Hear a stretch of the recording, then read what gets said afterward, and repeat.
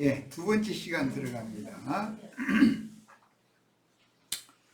예, 그 두루마리를 펴거나 보거나 하기에 합당한 자 얘기를 하다가 이제 시간이 좀 많이 갔는데, 마태복음 13장을 다 같이 펴보겠습니다.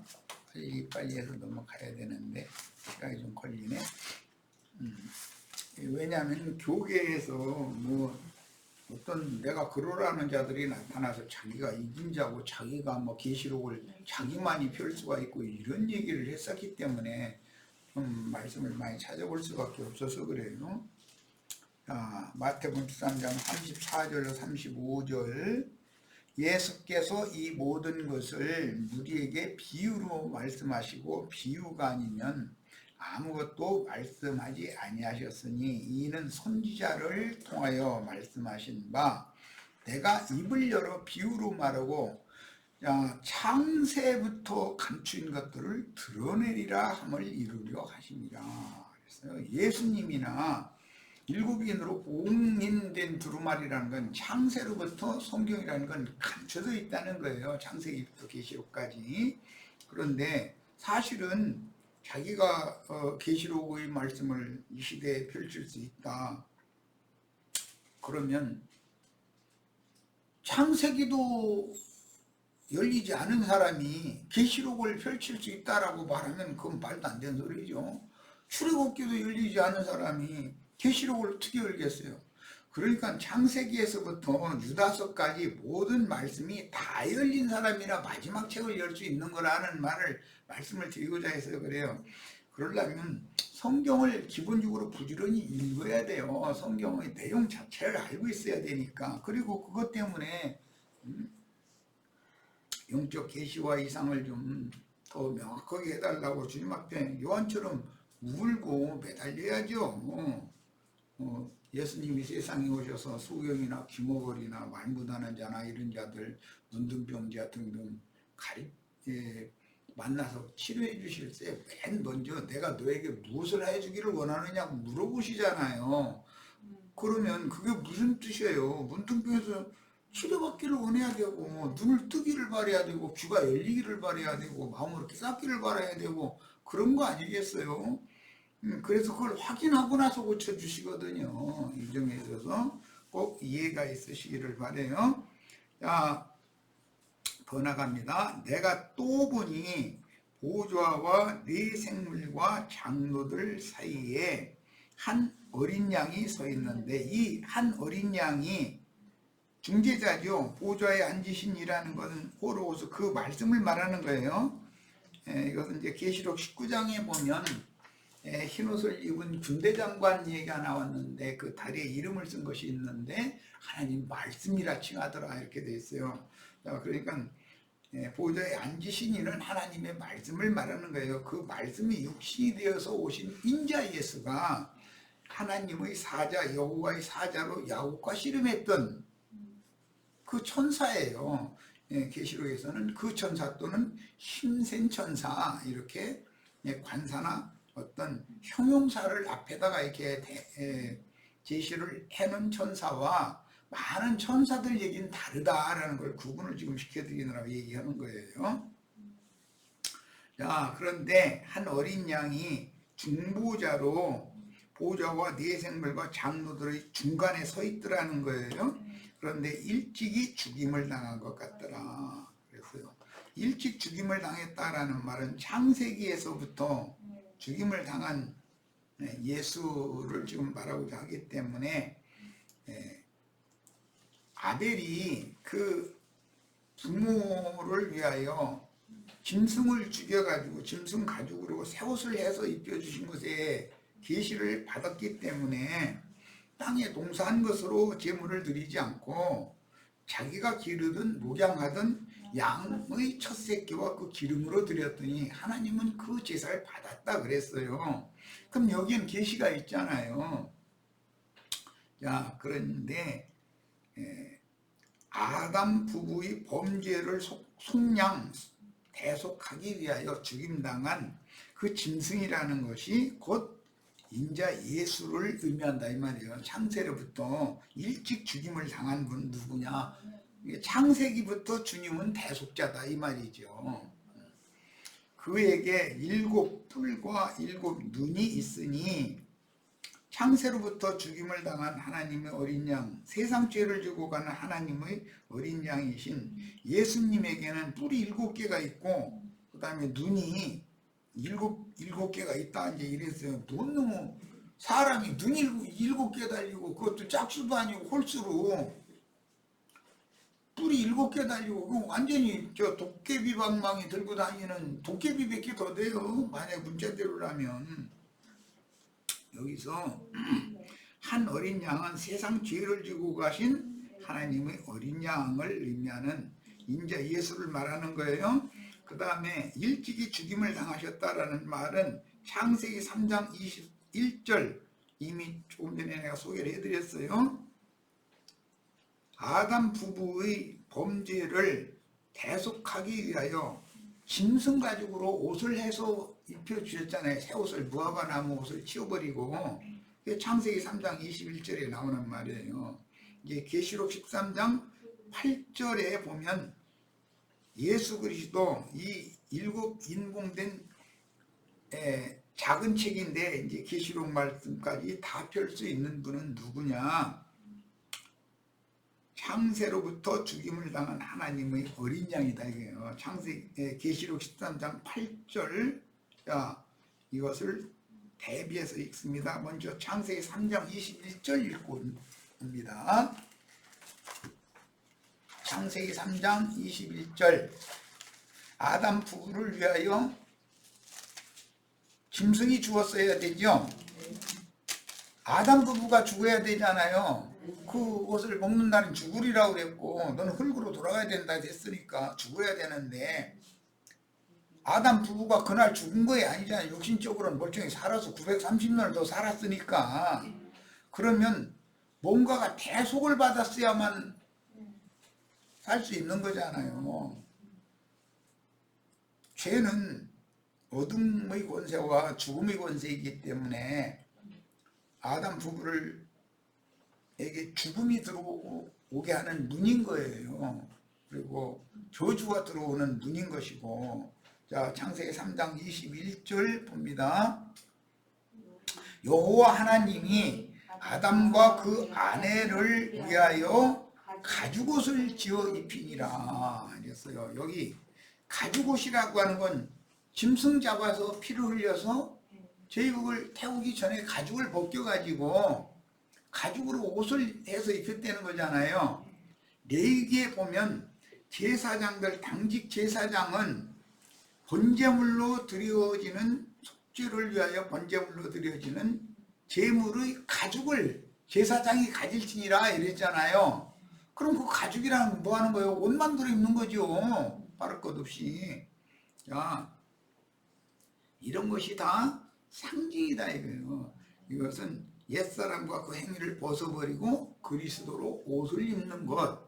이것은 그리스도로 옷을 입은 새 사람은 구속하신 속사람이지 겉사람에게 그리스도로 옷을 입히는 얘기가 아니잖아요. 속사람이 우선 그리스도로 옷을 입으면 위로부터 오는 처소로 자꾸 덧입혀져서 영의 몸으로 나타나는 날이 오는 거예요. 자, 이 점에 있어서 이제 우리 형제 자매님들은 많은 말씀을 들었으니까 이해가 있기를 바라고, 이 말씀을 계시록에서 완성, 창세기 3장 21절 말씀을 완성하는 말씀이 계시록 13장 8절에 나와요. 자, 계시록 13장 8절을 찾아서 읽겠습니다. 계시록 13장 8절. 계시록 5장에 각 족속과 백성과 방언과 나라라는 말이 5장에도 나오고 13장에도 나오고 계시록 17장에도 나와요. 이것은 모든 세상 사람들을 말하는 거예요. 자, 이 사람들한테 전도를 다시 해야 되는 사명이 우리에게 있는 거예요. 그런데 자, 죽임을 당한 어린 양의 생명책에 창세 이후로 이름이 기록되지 못하고 이 땅에 사는 자들은 다 그 짐승에게 경배하리라 그랬어요. 그런데 이건 번역이 약간 오해가 있어요. 여기는 창세 이후로 창세로부터 죽임을 당한 어린 양의 생명책에 그 이름이 동명되지 못하면 짐승의 표를 받고 짐승의 이름이 그 사람에게 주어진다는 거예요. 자, 아까 야곱에게 복을 주실 때 여호와 이름을 주셨잖아요. 여호와 이름을 주셨다 해가지고 나 이름이 여호와요 이렇게 얘기해주고 간 게 아니잖아요. 축복을 해줬는데 그게 여호와 당신의 이름을 알려주세요 그랬더니 이름을 알려준 거예요. 이것은 거기서 이제 알게 했다라는 건 이제 우리 지체들 잘 알 거야다라는 그 의미는 경험으로 체험으로 알게 해준다 이게요. 하나님은 어떤 분인지를. 하나님은 만유 가운데 충만하시고 만물을 관장하시는 분인데 어떤 거 단편적으로 여호와라고 하는 발음을 안다고 해서 여호와를 아는 것이 아니잖아요. 해에 대해서 알면 그게 여호와를 다 아는 것이 아니잖아요. 우주 만물 만유를 다 알아야지. 하늘 위의 것이나 땅 위의 것이나 땅 아래 것 삼계에 대한 모든 비밀을 다 알아야만 되는 얘기예요 지금. 네. 그래서 이 번역을 명확하게 하자면 창세로부터 죽임을 당한 어린 양의 생명책에 이름이 기록된 사람, 이 사람은 창세기 앞에 3장 12절에 보면 필라델피아 교회의 이기는 자들에게는 하나님의 이름과 하늘의 하나님께로부터 내려오는 거룩한 성 예루살렘의 이름과 나의 새 이름을 그 위에 기록하여 주리라 그랬어요. 이게 이기는 자예요. 필라델피아 교회 이기는 자에게는 하나님의 이름을 기록해 주는 거잖아요. 야곱에게 이름을 주셨잖아요. 이름을. 그런데 이름을 받은 결과 이스라엘이 되었죠. 네. 그리고 이름을 주시려고 야곱을 찾아오셨을 때 야곱의 옛사람을 거꾸로뜨려서 죽여버리고 야곱의 새 사람을 하나님의 얼굴을 보고도 죽지 않는 새 사람, 죄 있는 육체가 하나님을 보면 즉사하는 거예요. 하나님을 만나고도 죽지 않는 새 사람인 이스라엘로 지금 다시 창조하신 얘기가 창세기 32장에 있었어요. 이 말씀을 호세아 12장에서 설명을 그렇게 했다 이 말이에요. 선지자가 해석하기를. 이게 오늘 여기까지 오게 되는 거예요. 이런 말씀에 대해서 전체의 흐름을 잘 이해하시기를 바라요. 그런데 어린 양의 뿔, 이제 계시록 5장 본문으로 돌아갑니다. 7뿔이 있다 그랬어요. 창세로부터 이긴 자 그분에게. 이게 7인을 떼실 자격이 있는 분이죠. 이긴 자니까. 그런데 그 어린 양의 뿔이라는 것은 구원하는 능력을 말하는 거예요. 뿔은 항상 힘, 능력, 구원의 일을 말하는 거예요. 그 다음에 그 어린 양은 눈도 7개가 있다 그랬는데 이것은 7이라는 완성으로 가는 과정의 완전수를 사용해서 천지 만물과 천상세계와 지상세계와 지하세계 3계에 대한 모든 비밀을 하나님 안에 있는 모든 충만함인데 이것을 다 깨닫는 지혜와 계시의 영이 그분에게 있다 이 말이에요. 예수 그리스도는 하나님의 지혜다 이 말이에요. 자, 우리가 하나님의 지혜와 계시의 영을 받는다는 건 예수님의 지혜와 예수님의 지식을 얻는다는 말과 같은 뜻이에요. 그 다음에 이 눈들은 온 땅에 보내심을 받은 하나님의 7영이다 그랬어요. 영과 눈은 동의 개념이라는 걸 문자적으로 알 수 있잖아요. 7눈이 있으니 이 눈들은 온 땅에 보내심을 받은 하나님의 7영이다 그랬어요.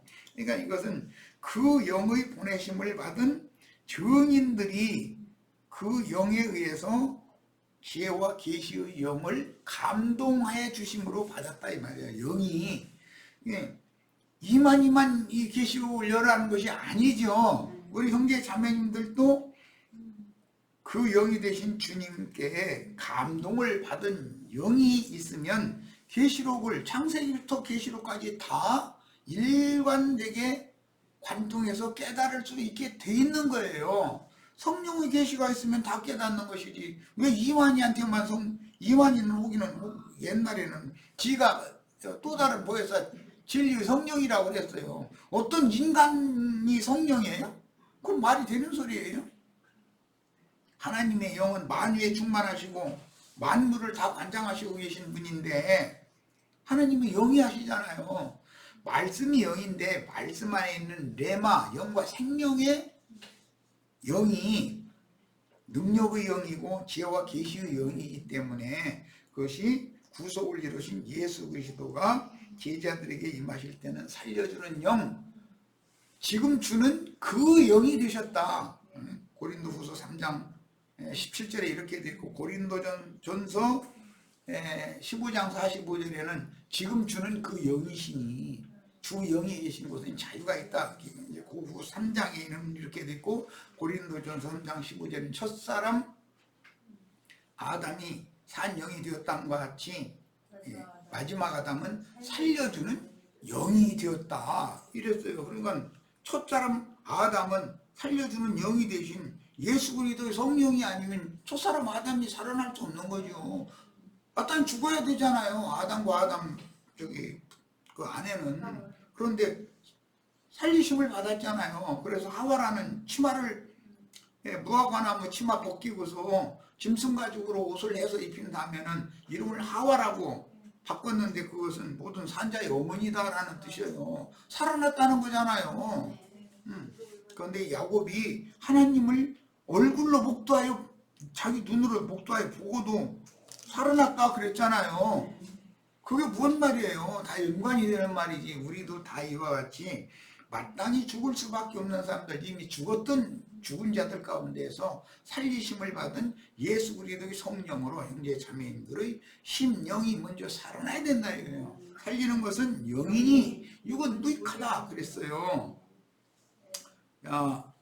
그래서 세상 죄를 지고 가는 하나님의 어린 양 얘기가 요한 침례자 요한이 여기 나오는 요한은 요한복음에 나오는 침례 사역자인 요한에 의해서 보라 세상 죄를 지고 가는 하나님의 어린 양이로다. 예수가 하나님의 어린 양이라고 소개가 됐잖아요.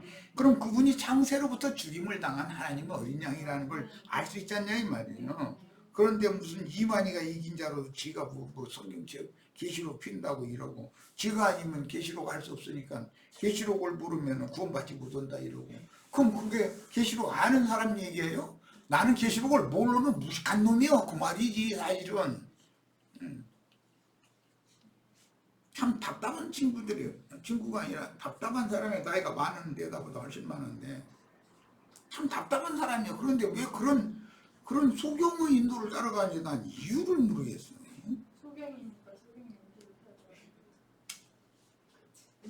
영을 옳게 분별하는 분별력을 다 가지시기를 바라요. 그 영의 보내심을 받은 증인들은 다 이기는 자들이에요. 대원의 영들이잖아요. 그들이 진짜라면 하나님이 어떻게 하나님의 종으로 보내시겠어요? 그럼 뭘 이겼느냐 이거예요. 이만희 지가 이겼다고 했는데 뭘 이겼는데 동무지. 육신의 생각, 육신의 감정, 육신의 오름, 자기가 성경 다 안다고 하는 그런 자긍심, 이런 것들을 이겨야 되잖아. 마귀는 어둠과 사망인 건데 생명이신 그리스도가 자기와 함께 계시다면 어둠과 사망 권세자인 마귀를 당연히 이겨야죠. 그런 사람이 죽기를 무서워하여 일생이며 벌벌 떨면서 자기는 죽지도 않는다고 헛소문 퍼뜨려 놔가지고 지금 신천지라는 데 집단에 있는 사람은 이만이 안 죽는다고 철석같이 믿고 있어요. 그런데 나는 이만이 반드시 죽을 테니까 봐라 말이야. 심지어 내가 스승으로 신앙 지도를 받던 그분들은 뭐 자기 안 죽는다고 얘기는 안 했는데 나는 죽음을 보지 않고 휴거되기를 바란다 이런 식으로만 표현을 했는데 이제 그 맹신자들이 막 그래서 마지막 사도니까 그분은 안 죽는다 이제 이러길래 나는 반드시 돌아가실 거니까 보라고. 그래도 돌아가셨는데도 미련이 얼마나 많은지. 그 시체를 아니 그 시체를 창자 빼고 나서는 창자만 버리고 그 속을 물로 채워놓고 나서는 그 껍데기 갖다가 그 할아버지 껍데기 갖다가서 유리상자 속에다가 이게 해서 넣어놓고 있어요. 미라 만들어가지고. 그게 그 앞에 가서 막 이러고 막 눈물 흘려서 나 그런 사람들 보면 답답해 죽겠어 아주. 그렇게 넣는 건 그냥 휴가될 거라고 생각하고. 아니 그게 뭐 하는 거예요 도대체. 소위 말하는 지방교회 형제들 정신 좀 차려 제발. 뭐 하는 거야 지금. 진짜 세상적으로 많이 배워서 이것저것 아는 사람들인데 나름대로 지식이 많아가지고 다뭐 판검사, 변호사, 다 사자 들어가는 직업만 가진 분들인데 아니 영적으로 그러고 앉았다니 난 답답해 죽겠어 그런 사람들 보면.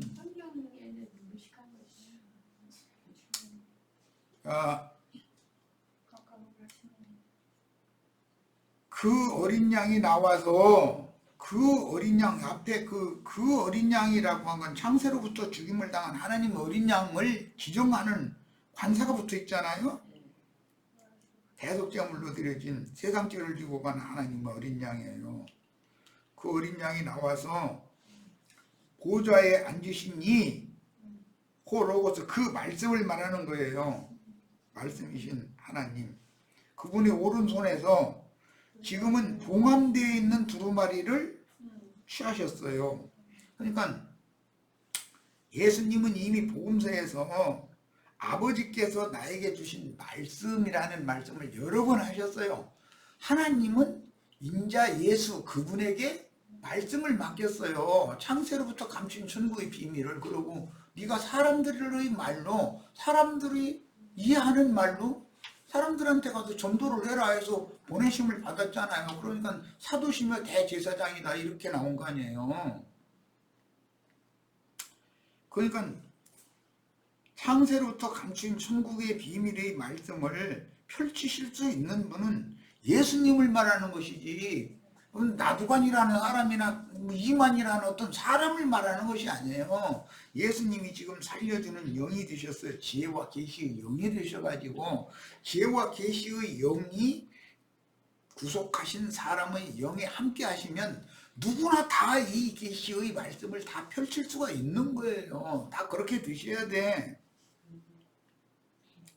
그 두루마리를 취하심에 네 생물과 24장로들이 그 어린 양 앞에 엎드려 각각 검은고와 향이 가득한 금대접을 가졌으니 이 향은 성도들의 기도들이라.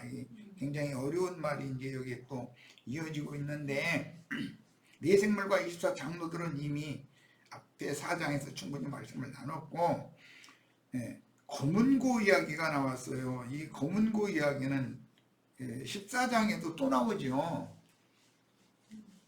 검은고 타는 걸 배워야 된다는 거예요. 배운지 아니면 이 노래를 부를 수도 없고 탈 수도 없죠. 그런데 우리 지방교회 찬송가 중에는 주가 내 맘주를 숨겨 음악 내시렵니까? 그 가사 꼭 기억하세요.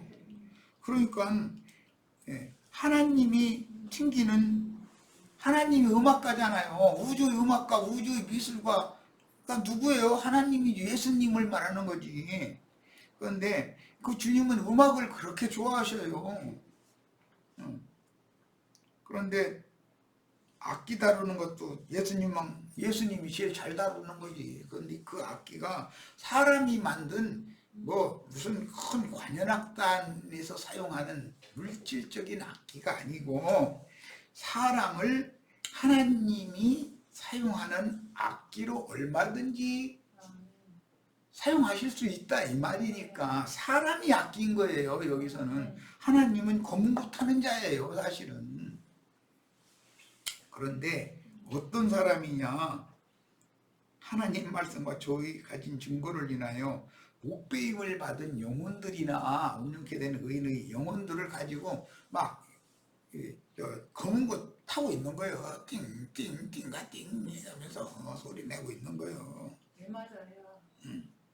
울음의 소리가 난다는 거죠. 그 다음에 향이 가득한 금대접을 가졌다 그랬는데 여기 대접이라고 하는 것은 구약 성경의 성막이나 성전에는 금은 등의 그 그릇들을 많이 비치를 하죠. 그건 하나님이 받으시는 제물을 담는 그릇들이에요. 그러면 금대접 하면 예수님의 영혼을 말하는 것이지만 예수님의 영혼과 예수님의 영, 예수님의 정신에 일치되어진 형제 자매님들의 영과 마음 그릇들이 거기에 향을 사르는 향이라고 이게 표현했는데 금제단에다가는 향을 사려야 되는 거거든. 그런데 그 금제단은 예수님의 영혼을 말하는 것이고 이 향은 하나님이 흠향할 수 있는 냄새를 피우는 것이고 연기를 올려보내는 것이기 때문에 이것은 형제 자매님들의 옛사람이 하나님 앞에서 처리받고 하나님의 손에 의해서 새 사람으로 재창조되어지는 과정에서 주님 앞에 늘 탄식하고 호소하고 눈물 흘리고 이것을 많이 한 사람은 향내가 하나님 맡으시기에 좋은 향내가 나. 그런데 이걸 모르고 향을 물질적인 향, 세상적인 향을 갖다 그냥 한 주먹씩 해서 불에다 넣으면은 하나님 코에는 똥냄새나 향기. 너희가 이제 신약 성경에 보면 너희는 그리스도 향기다 이랬잖아요. 그럼 누구한테서 그러면 주님이 받으시는 그리스도 향기가 나겠어요? 뭐 세상교회 찬송에 뭐 향기 내는 그런 찬송도 있기는 있지만 그런다고 해서 찬송 부르는 입으로 찬송 부른다 해서 주님이 받으시는 향기가 나는 건 아니잖아요. 예수님이 태워져야 그렇지. 옛사람은 태어지고 새사람이 탄식하고 호소하면서 주님의 응답을 받아가지고 구원을 이루는 과정에서 속사람이나 주님이 맡으시는 향기가 될 수 있는 것이지 옛사람으로 무슨 놈 하나님의 인연을 기쁘시게 하고 하나님을 흠향하게 하는 향기가 옛사람에게서 나오겠어요. 고기 썩는 냄새라면 송장 썩는 냄새 안 맡아봐서 그러지. 난 그거 맡아봤는데 그거 대단해 아주. 코피난다니까.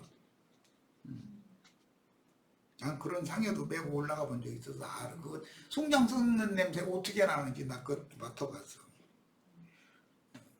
생선 이렇게 썩을 때 그 냄새가 똑같아 아주. 사람 죽어 있는 무거.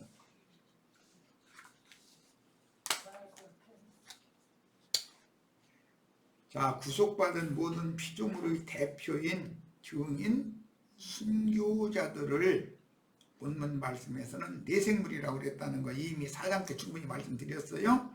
그들은 모든 구속받은 영혼들을 대표하는 사람들이죠. 내생물의 기본은 예수님이잖아요. 24장로들, 이것은 구약시대의 12지파와 신약시대의 12사도 또는 또 여전히 또 대표자들이다. 계시록 21장에 보면 거룩한 성 새 예루살렘으로 들어간 12진주문에는 12지파 이름이 기록이 되어 있고 거룩한 성을 세우는 기초석에는 12사도 이름이 기록이 되어 있다 그랬어요. 그것은 충분히 내가 말씀드렸어요. 출애굽기 28장에 보면 이미 예표적으로 대제사장이 1년 단 한 번 속죄소에 나갈 때는 견대에 후마노라고 하는 두 보석에 6지파씩 이름을 그 연치대로 기록을 해서 메고 나가고 그 다음에 가슴에는 세 보석에다가 한 지파씩의 이름을 해가지고 4줄로 해서 매달고 들어간다. 그래서 주님은 구약시대의 모든 이기는 자들, 신약시대의 모든 이기는 자들, 모든 구원받은 자들의 대표자들 24장로라고 그랬다. 그들은 7교회, 모든 교회의 인도자들을 의미한다. 구약시대의 교회들의 인도자들, 신약시대의 모든 교회 인도자들 전체를 24장로라고 했다. 이것도 충분히 말씀을 드렸어요. 자, 그 다음에 이제 향 얘기는 뭐 조금 전에 내가 누구는 향내 풍긴다고 하는데 하나님 보시기엔 송장 썩은 냄새 풍길 수 있고, 인간 자랑하고 뭐 나를 뭘 알고 그러느냐 이러면 그게 막 썩은 냄새가 막 바람에 달려서 하나님 코에 들어가 그러면 아이고 막 그것도 들을 수가 없네 막 이러실 거예요. 처음에는 하나님 앞에서 많이 매질당하고 힘을 겉사람이 받을 때 속사람이 새로워진 그런 산 체험을 가지고 주님 앞에 감사하고 찬양하고 이렇게 할 때 그게 주님이 맡으시기에 향기가 되는 거잖아요. 이런 것은 뭐 구태여 긴 설명을 할 필요도 사실 없습니다. 그런데 세상의 천연적인 옛사람으로서 막 주님 앞에서 막 향기롭게 막 살겠다고 찬송한다 해서 그 기독교계 그런 찬송이 있어요. 난 그 가사 지금 잘 기억이 안 나는데, 옛사람은 주님의 향기가 될 수가 없는 거예요. 향기를 낼 수가 없죠. 자, 이제 그들이 더 나갑니다. 새 노래를 불러 이르되, 여기 새 노래라고 하는 말씀이 이제 시편에서 이제 용하는 말인데, 새 노래는 새 사람들이 부르면 새 노래고, 옛 사람이 부르면 아무리 노래를 멋있게 불러도 그건 옛 노래예요. 첫사람, 육에 속한 사람의 노래는 요즘에 이 코로나 때문에 집 밖에 못 나가고 사람들이 스트레스가 쌓이니까 방송 뭐 잠깐이나 뉴스 시간이나 되나 싶어서 코로나 상황이 어떤가 싶어서 좀 보려고 해놓으면 방송국마다 이놈의 다 노래 자랑인가 미스터 트롯인가 미스트롯 뭐 해가면서 아니 나 골치 아파 죽겠어 아주.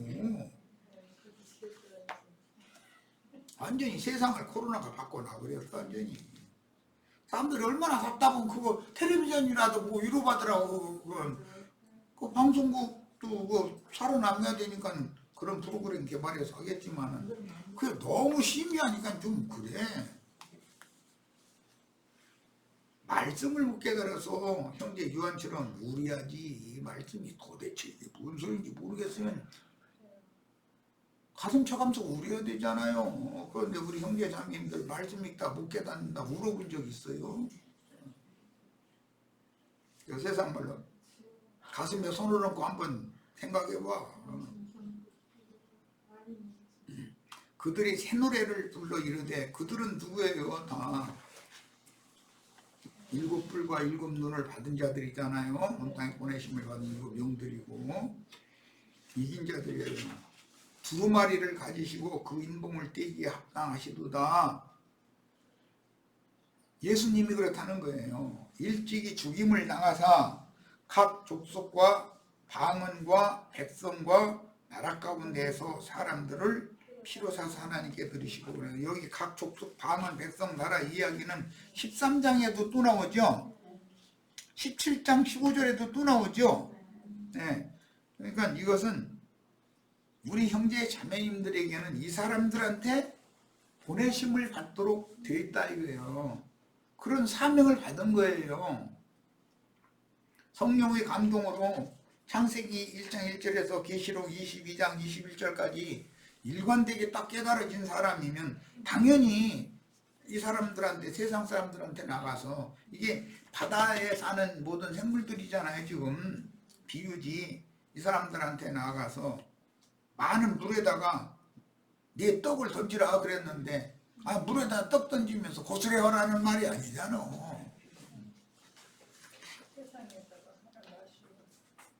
물고기한테 떡 먹이는 건 뭐 물론 좋은 일이에요. 물고기 밥 주는 거. 그런데 그게 물고기 육신적인 밥을 물질적인 떡 던져가지고서 제사 지낸다고 옛날 어른들은 그러했었어요. 물가에 나가서. 근데 그거 하나의 표상이지.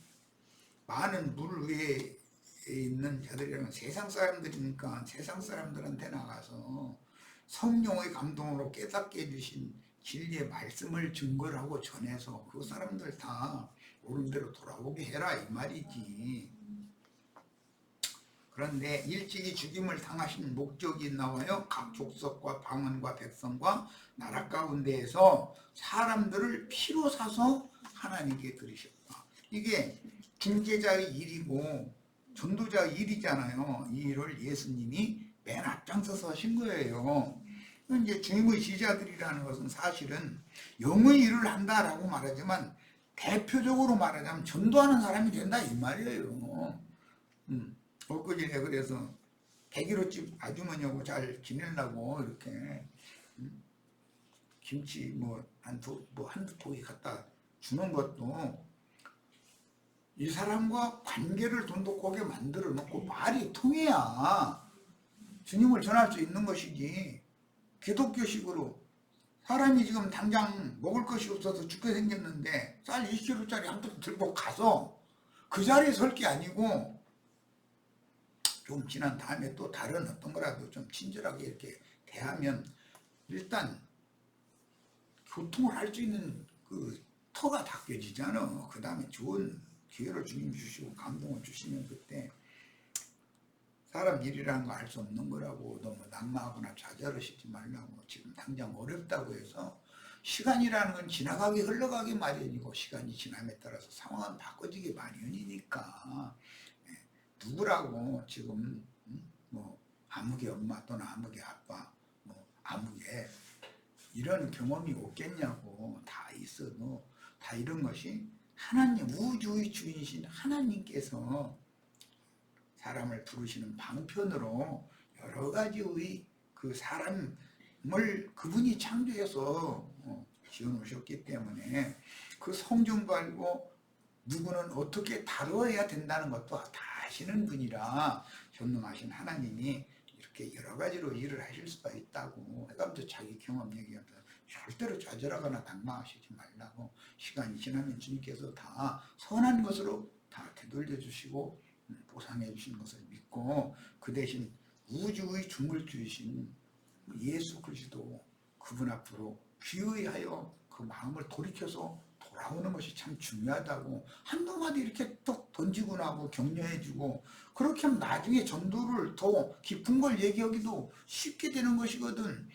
이런 마음으로 김치라도 101호집 한 포기 갖다 주는 것은 좋은 것이지만 다만 육신적으로 날마다 이웃집에 살면서 나쁘지 않게 지내자 이런 식으로 배추 한 포기 김치 담아 주는 것과는 다르다. 내가 그 얘기를 설명했었던 거잖아요.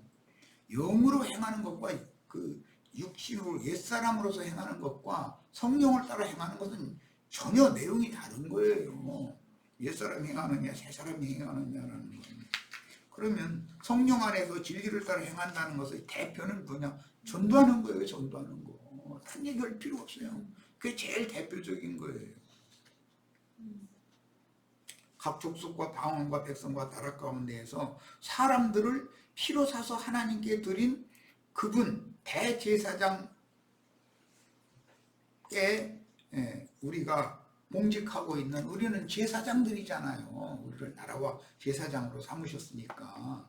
그래서 바울 사도가 이걸 깨닫고 나를 이방인을 제물로 드리는 제사장으로 삼으신 주님 앞에 난 이제 목숨 내놓고 충성합니다. 내가 복음을 전하지 않으면 나에게 화가 있는 것이지 내가 복음 전하는 것이 나의 자랑거리가 아니다. 이렇게 얘기를 하잖아요. 사명을 받은 거죠. 자, 새누레는 이로부터 난 새 사람을 그리스도의 형상과 모양으로 만드신 큰 구원을 감격적으로 찬양하는 새 사람들의 노래를 의미한다. 여기 많은 성경 구절을 인용했는데 시편 144편 9절, 149편 1절 이런 데 보면 새 노래로 찬양하고 호흡이 있는 자들아 만물아 다 새 노래로 여호와를 찬양하라 막 이런 말이 나와요. 그러면 주님의 구속이라는 것은 나는 만물 모든 생물을 구속하신 대표자로 사람으로서 구속을 받은 것이고, 사람이 대표자니까 만물 영장이라고 그러잖아요. 그럼 대표자면 많은 사람들한테 가서 전도를 하는 건 당연한 거예요. 그 다음에 각 족속과 방언과 백성과 나라 이 이야기는 계시록 13장에도 몇 절에 그 말씀이 나왔더라.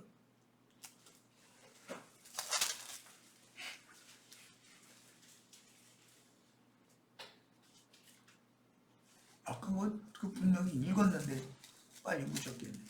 실제로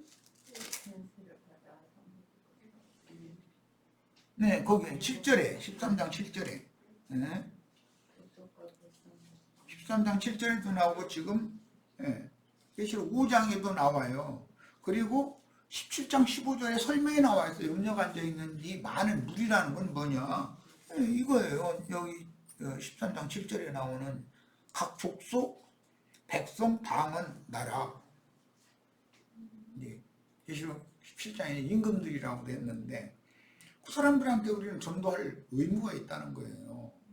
하나님의 생각은 이거예요. 그래서 제자들을 얻으신 다음에 그 영께서 제자들을 파송하실 때 땅끝까지 나가서 또는 모든 민족에게 내가 너희에게 분반 모든 것들을 또 가르쳐라. 너희가 그들을 제자로 삼아가지고 가르쳐야 된다. 이렇게 해서 보내셨잖아요. 그들로 우리 하나님 앞에서 나라와 제사장들을 삼으셨으니, 이 나라와 제사장 삼는 이야기는 출애굽기 19장에서부터 나오는 말인데, 하나님이 이스라엘을 구속하신 목적은 어떤 한 사람을 막 성경 몇 장 몇 절 짤짤 외우고 뭐 이런 거 뜻이 어떻고 이런 거 잘 아는 유명한 어떤 사람을 얻으려는 것이 목적이 아니에요.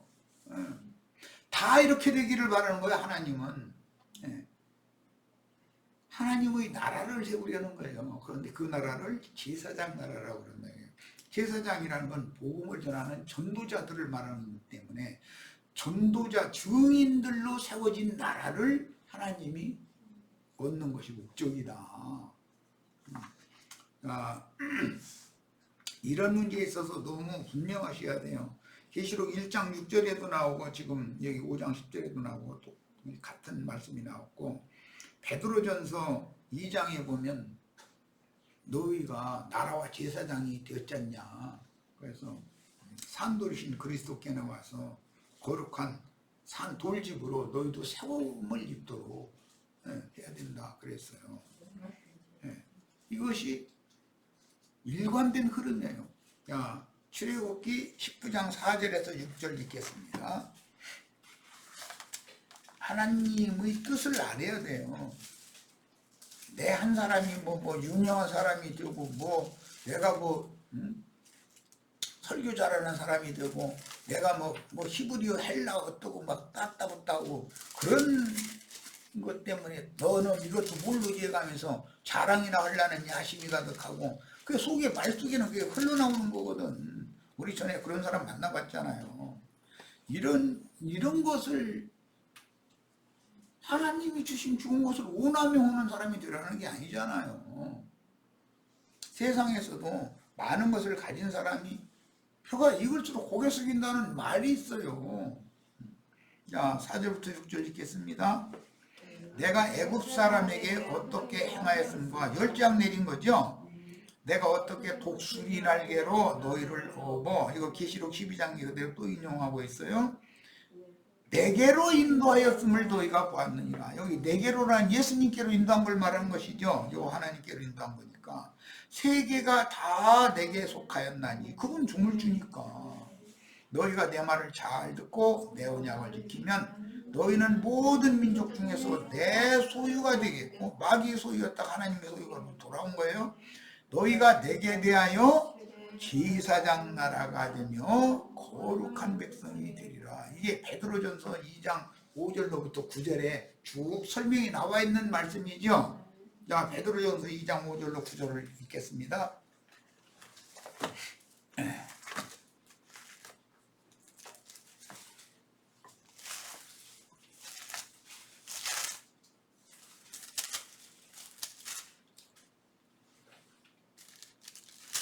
자, 읽습니다. 너희도 산돌같이, 그러니까 생명력이 없는 돌도 있고 산돌이 있다는 거예요. 산돌같이 신령한 집으로 세워지고, 하나님의 성전은 돌로 세우죠. 그런데 살아있는 돌로 세우는 거예요. 그 살아있는 돌은 형제 자매님들이 말씀이 기록되고 말씀을 받은 신비를 말하는 것이단 말이에요. 세워지고 예수 그리스도로 말미암아 하나님이 기쁘시게 받으실 신령한 제사를 드릴, 지금 영의 열매를 맺는 얘기가 뭐예요? 신령한 제사를 드리는 거잖아요. 거룩한 제사장이 될지니라. 성경에 기록되었으되 보라 내가 택한 보배로운 모퉁이 돌을 시온에 두노니 그를 믿는 자는 부끄러움을 당하지 아니하리라 하였으니, 그러므로 믿는 너에게는 시온 돌이 보배이나 믿지 아니하는 자들에게는 건축자들이 버린 그 돌이 모퉁이의 머릿돌이 되고, 건축자들은 유대교 지도자들이 건축자들이었잖아요. 그런데 그 돌을 버렸다는 거예요. 그리스도를. 예수님이 복음서에서 이 말씀 인용했었죠. 부딪히는 돌과 걸려 넘어지게 하는 바위가 되었다 하였느니라. 그들이 말씀을 순종하지 아니함으로 너무 지나니 이는 그들을 이렇게 정하신 것이라. 이렇게 정하셨다는 것은 옛사람으로서 문자대로 하나님의 그 율법 행위로 하나님의 영광에 나가려고 하는 자들은 걸려 넘어지도록 돼 있는 게 성경이다 이 말이에요. 그러나 너희는 택하신 족속이요 왕같은 제사장들이요 거룩한 나라요 그의 소유가 된 백성이니 이는 너희를 어두운 데서 불러내어 그의 기이한 빛에 들어가게 하신 이의 아름다운 덕을 선전하게 하려 하심이라 그랬어요. 이게 출애굽기 19장 4절로 6절에서 인용하는 말씀이고, 계시록 1장 6절 5장 10절에 또 반복해서 나오고 있어요. 이 복음의 제사장들이 증인들이잖아요. 대언자들이고, 이들이 미가엘을 따르는 미가엘의 군대들이다 이거예요. 복음 전파라는 것이 영적 전쟁이다라는 걸 여러 번을 말씀드렸기 때문에 완전히 이해가 있기를 바랍니다. 자, 그 다음에 땅에서 왕노를 하리로다 그랬는데 아담 세계의 처음 하늘과 처음 땅은 저주가 임했기 때문에 저주받은 처음 하늘과 처음 땅에서 왕노로 사는 사람들은 계시록 17장에 보면 땅의 음녀들, 음녀의 머리들인 땅의 왕족들이 땅에서 왕노로 산다 그랬잖아요. 현세의 땅에서 왕노로 사는 자들이 아니고 새 땅에서 왕노로 살려면 우리들이 이기는 자들이 다 돼야 된다. 증인들이 돼야 된다 이 말이에요. 전도자들이 다 되시는, 이게 얼마나 중요한 문제인지. 영을 따라 행한다라는 것을 대표하는 것은 전도하는 걸 말하는 거예요. 이게 가장 대표적인 거예요. 야, 그러면 오는 세상에서 그리스도로 더불어 제사장이 되어 함께 보좌들이 앉아서 메시아의 왕국을 목회하게 될 거예요. 그거에 다스리는 권세다 이렇게 했어요. 다스리는 권세는 양면이 있어요. 공급의 면이 있고 치리의 면이 있는 거예요. 자, 내가 또 보고 들음에 보좌와 생물들과 장로들을 둘러선 많은 천사, 여기 많은 천사, 여기는 그룹 천사를 말하는 거예요. 천사의 음성이 있으니 그 수가 만만이요 천천이라. 큰 음성으로 이르되 죽임을 당하신 어린 양은 능력과 부와 지혜와 힘과 존귀와 영광과 찬송을 받으시기에 합당하도다 하더라. 찬송 받으시 세세토록 찬양을 받으실 하나님은 로마서 9장 5절에 의하면 예수 그리스도라고 되어 있죠. 그러니까 뭐 긴 설명할 필요가 없어요. 성경에서 가면 되는 일이고. 내가 또 들으니 하늘 위에와 땅 위에와 땅 아래와, 여기 이제 3개라고 그래요. 그런데 바다 위에와 땅 위에만이 아니라 바다와 땅을 왜 나눴는가? 땅이라고 하는 것은 바다에서 불러낸 사람들인데 기독교 생활을 할 수가 있으니까 하는 말이에요. 바다 사람들이라는 건 완전히 세상 사람들을 말하는 거예요. 그 가운데 있는 모든 피조물이 이르되 보좌에 앉으신 어린 양에게 찬송과 존귀와 영광과 권능을 세세토록 돌릴지어다 하니 네 생물이 이르되 아멘 하고 장로들은 엎드려 경배하더라 그랬어요. 여기 하늘 위에 있는 피조물들은 그룹 천사들과 지천사들, 수락 천사들이죠. 그 다음에 땅 위에 있는 자들, 이 찬양하는 자들을 말하는 거니까 여기 보면 찬송과 존귀와 영광과 권능을 세세토록 돌릴지어다, 여기 그렇게 말하고 있잖아요. 그게 찬양하는 자들만을 말하는 거예요. 예. 하늘 위에든 땅 위에든 땅 아래든 바닷 가운데 있는 자들이든, 이게 뭐 호흡이 있는 자들 만무라 다 새 노래로 여호와를 찬양하라 그러는데, 그 이제 시편 말씀이 응하는 말씀이니까. 예. 땅 위의 피조물들은 짐승 인간들 중에서 구속받은 그리스도의 사람들인 교회만이 주님의 구원을 찬양하죠. 세상 사람들은 주님을 찾지도 않는데 뭔 찬양을 하겠어요. 그 다음에 땅 아래에 있는 피조물도 찬양한다. 그건 무슨 뜻이에요? 사후세계에 들어가서 음부의 낙원에 들어간 영혼들은 찬양한다, 그 말이에요. 그 다음에 바다에 있는 모든 피조물들이 찬양한다, 그 말은 현세의 교회로 들어온 사람들만을 말하는 거예요. 바다의 피조물들은 이 생에 살아서 살아있는 메시아의 왕국 백성들은 새로운 피조물들을 의미한다. 이건 모두, 그러니까 만물과 모든 것들이 다, 호흡이 있는 모든 것들은 다 찬양을 해야 되는 거예요. 그건 마땅한 거죠. 자, 시간이 좀 지났는데 여기까지 해서 마치겠습니다. 이제 다음 시간부터는 구체적인 이제 그 내용이 기록이 되어 있는 이 자료 말씀으로 더 말씀을 나가도록 할 겁니다. 마칩니다.